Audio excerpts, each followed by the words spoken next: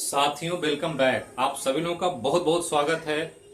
चलिए एक बार फिर हम लोग देखेंगे करंट अफेयर का महत्वपूर्ण क्लास और आज बात करेंगे 6 सितंबर की। तो 6 सितंबर की सुबह है, सुप्रभात, नमस्कार सभी लोग जहां होंगे, स्वस्थ होंगे, सुरक्षित होंगे।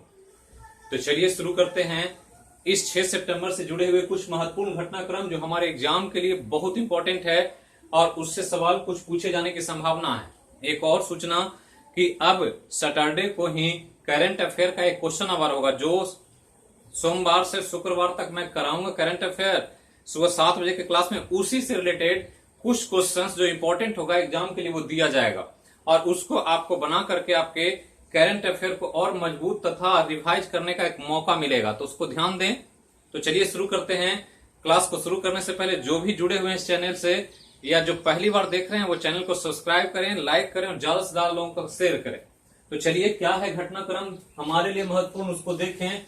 तो चीन की नौसेना दुनिया की सबसे बड़ी नौसेना बन गई, ये ध्यान देना। मतलब जो नेवी होता है, जो समुद्र में सेना चलती है, उसके रूप में चीन ने धीरे धीरे अपनी नौसेना को दुनिया का सबसे बड़ा नौसेना के रूप में तैयार कर लिया। क्योंकि अभी तनाव है, भारत और चीन, अमेरिका, ये सब तनाव में है, कभी भी युद्ध की स्थिति बन सकती है और इसलिए नौसेना की बड़ी भूमिका होगी।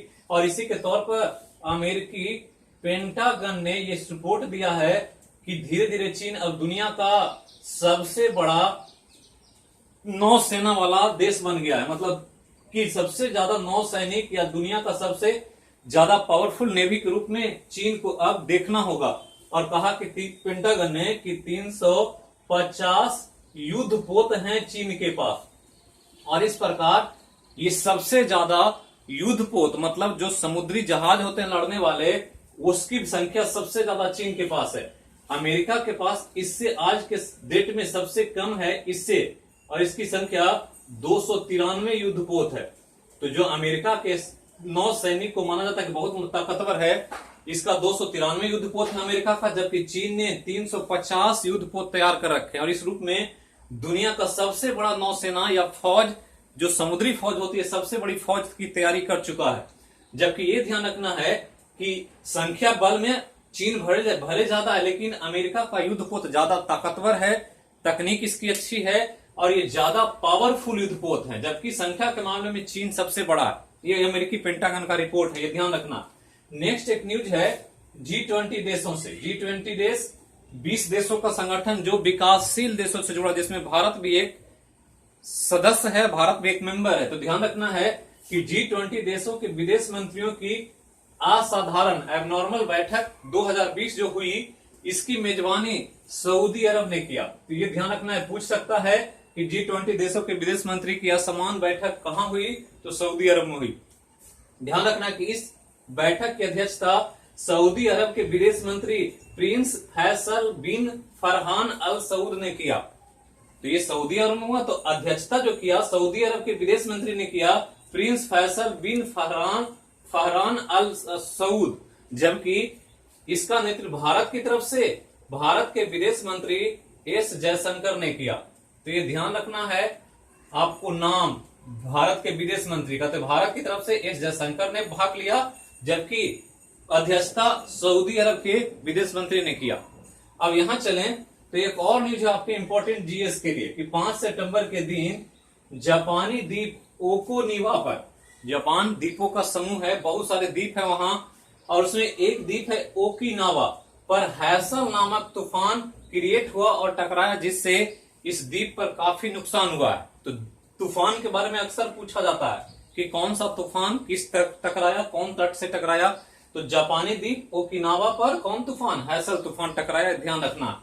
आगे चलें तो 30 नवंबर जो आने वाला है, 30 नवंबर 2020 को भारत SCO संघाई कोऑपरेटिव कॉर्पोरेशन मतलब संघाई सहयोग संगठन SCO के शासनाध्यक्षों के शिखर परिषद का जो सम्मेलन होगा उसका मेजबानी करेगा। कौन, भारत, ये ध्यान रखना। तो भारत होस्ट करेगा कब, 30 नवंबर को, किसका, SCO का, संघाई सहयोग संगठन के शासनाध्यक्षों के शिखर परिषद का मेजबानी भारत करेगा। ये एक बड़ा न्यूज है, ध्यान रखना। आगे चले तो एक न्यूज है नियुक्ति से। विनोद कुमार यादव रेलवे बोर्ड के पहले अध्यक्ष एवं मुख्य कार्यकारी अधिकारी सीईओ जो नया पोस्ट क्रिएट हुआ है उसके आधार पर मुख्य कार्यकारी अधिकारी के रूप में नियुक्त होंगे। याद रखना विनोद कुमार यादव 1980 के आईएएस बैच के अधिकारी हैं और ये रेलवे बोर्ड के अध्यक्ष और सीईओ बनने वाले पहले भारतीय या पहले व्यक्ति हैं जो इस पद को संभालेंगे। तो ध्यान रखना है, एक राष्ट्रीय पोषण सप्ताह देश में पोषण की गुणवत्ता को, पोषण के प्रति जागरूकता फैलाने के लिए, पोषण के प्रति लोगों को अवेयर करने के लिए कि पोषण कितना जरूरी है, इसके रूप में पोषण सप्ताह हर साल मनाया जाता है 1 सितंबर से 7 सितंबर के बीच। तो पोषण सप्ताह देश स्तर पर 1 सितंबर से 7 सितंबर के बीच हर साल आयोजित होता है। तो मतलब ये जो सप्ताह चल रहा है पोषण सप्ताह के अंतर्गत हम लोग हैं और इसके तहत पोषण पर पूरी तरह से अवेयरनेस प्रोग्राम चलाए जाते हैं, लोगों को पोषण के प्रति जागरूकता बताई जाती है।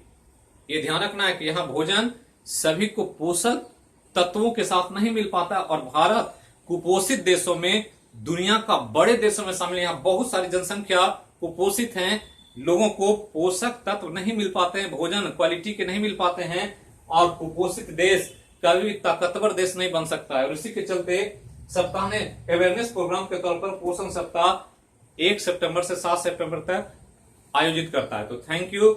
आज का ये घटनाक्रम, कुछ और न्यूज है जो आगे हम लोग क्लास में देखेंगे अगले करंट अफेयर में। Thank you.